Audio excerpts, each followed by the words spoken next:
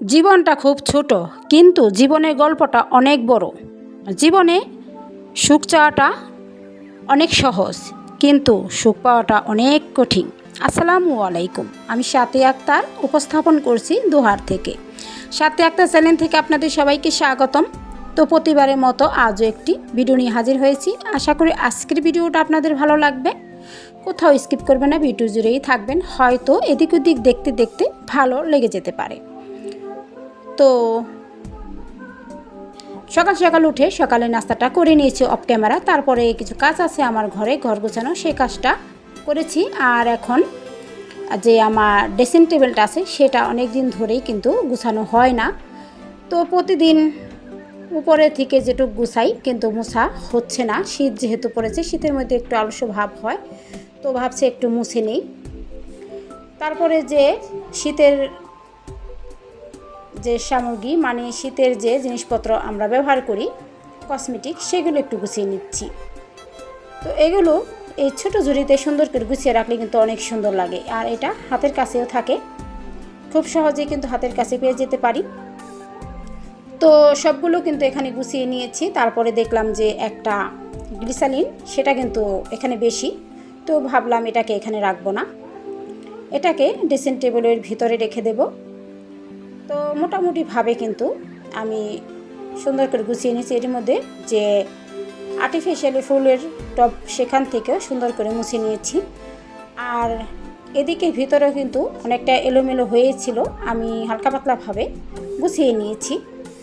তো এখানে আমার যে জিনিসপত্র থাকে, যেটি আমার কামে লাগে, সেগুলো আর কি রেখেছি। তেমন কোনো কসমেটিক নাই, আমি তেমন কোনো কসমেটিক ব্যবহার করি না। যেটা প্রয়োজন সেটাই আমি রাখি আর সেটাই ব্যবহার করি। তো এই অতিরিক্ত যে গ্লিসারিনটা আছে সেটা এখানে রেখে দিলাম। আর এখন গুছিয়েও নিচ্ছি।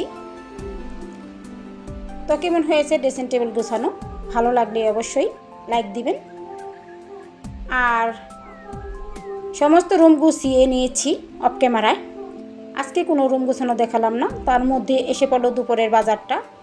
আসলে দুপুরেই কিন্তু বাজারটা করা হয় সকালের পর দিয়ে। তো এখানে কিছু সবজি নিয়ে আসছে, কাঁচা সবজি। এইগুলো কিন্তু শীতের সবজি, অনেকটাই ভালো লাগে। তো আজকে নিয়ে আসছে অনেক সবজি, কিন্তু দেখালাম না, আমি বলে দিলাম না, আপনারা দেখে নিলেন। আর এখন পেঁয়াজ আর আলুগুলো এখন ঝুড়িতে রেখে দিচ্ছি।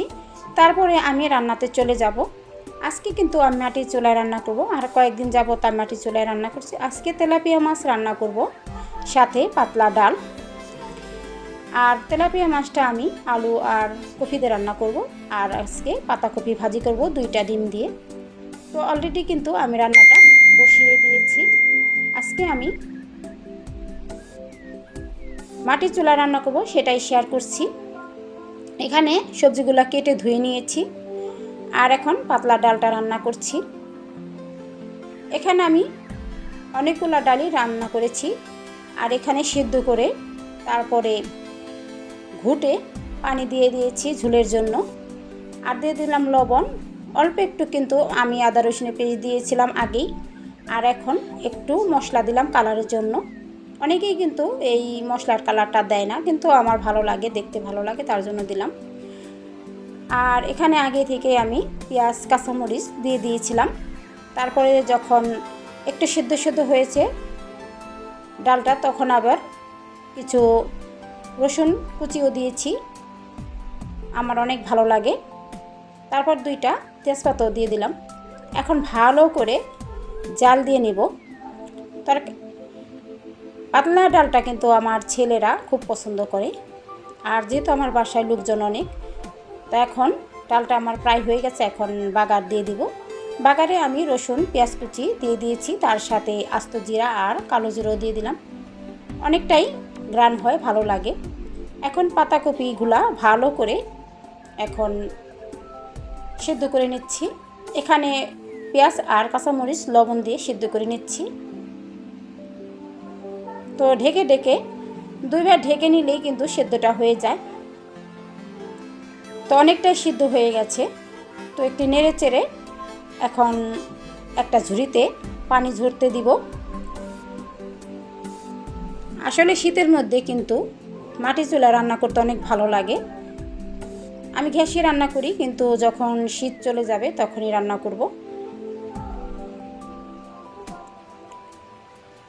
তো এখন যেহেতু শীত আছে, বাহিরে একটা চুলা বসিয়ে দিয়েছি, সেখানে রান্না করছি। আর অনেক লোকের রান্না, তো গ্যাসে রাঁধতে মন চায় না, অনেকটা সময় লাগে, তার জন্য বাহিরে রান্না করছি। একটু গরম লাগে, ভালো লাগে। তো এখন পাতাকপিগুলো এখন ভালো করে বাগার দিয়ে নিলাম। আর এখন অফ ক্যামেরায় কিন্তু আমি 2টা ডিমও দিয়ে দিয়েছি। আর এখন ভালো করে ভেজে নিলাম। এই ভাজিটা কিন্তু খেতে অনেক ভালো লাগে। আর এখানে যে তেলাপিয়া মাছটা রান্না করতে চেয়েছিলাম, সেটা কিন্তু আমি লবণ আর মশলা দিয়ে মেখে নিয়েছিলাম আগে। তো এটাকে কিছুক্ষণ সময় রেস্ট রেখেছিলাম, এখন ভেজে নেব এক এক করে। তো মাছগুলো আমি ভালো করে ভেজে নিচ্ছি। আর এখন যে ফুলকপি আর আলুগুলো কেটে নিয়েছিলাম, সেগুলো দিয়ে রান্না করব, সেগুলো এক এক করে ভেজে নেব। আর এখন একটু মশলা লবণ দিয়ে আলুগুলো ভেজে নিচ্ছি। তো বেশি প্রয়োজন না, একটু লাল হলেই চলবে। তো আলুগুলো তুলে এখন ফুলকপি দিয়ে ভালো করে ভেজে নিচ্ছি। আর ফুলকপির মধ্যে আমি অল্প একটু লবণ দিয়ে দিয়েছি, এখানে কোনো মশলা দিলাম না। তো সেগুলো উঠিয়ে নিয়ে তারপরে মশলা ভালো করে কষিয়ে আবার ফুলকপি এবং আলু দিয়ে ভালো করে কষিয়ে ঝোলের জন্য পানি দিয়ে দিলাম।